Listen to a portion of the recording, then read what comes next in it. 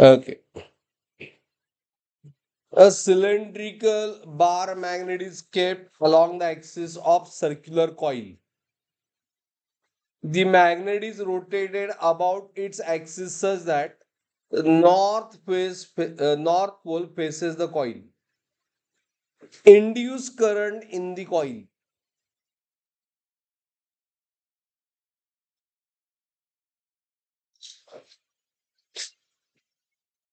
Represent करा बघू काय म्हटलं bar magnet kept along the axis of circular coil.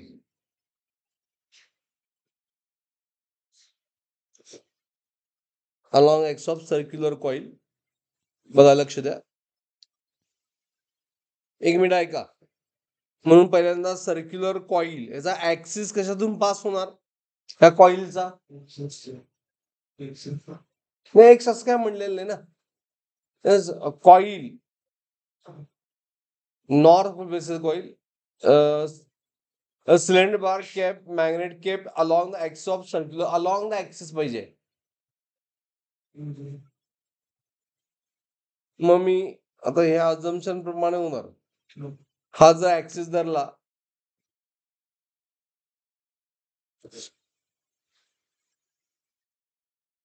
जो सेंटर में पास होते bar magnet if I kept like this with north pole.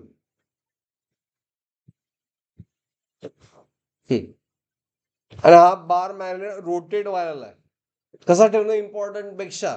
आता ईएमएफ कधी प्रोड्यूस होणार. असा ठेवा आडवा ठेवा अँड कॉइल अँड रोटेट.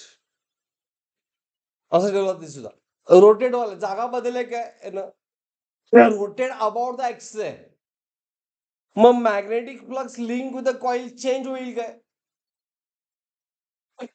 ह्या केसमध्ये मॅग्नेटिक फील्ड बी जी कॉइल बरोबर लिंक होते ती चेंज होईल काय. Everyone along the axis of coil rotate व्हायला मूव्ह झालाय बट रोटेशन मोशन आहे त्या कॉइलच्या ऍक्सिसलाच आहे. तर बी चेंज होईल काय. डेल्टा बी काय असणार सांगा. तर तो मॅग्नेट तिथेच राहणार ना. Is it as there is no change in what magnetic field तसंच राहणार. नो चेंज म्हणजे डेल्टा बी काय आला zero. Delta B zero delta phi also what zero. त्यामुळे ईएमएफ काय असणार झिरो. अंडरस्टूड.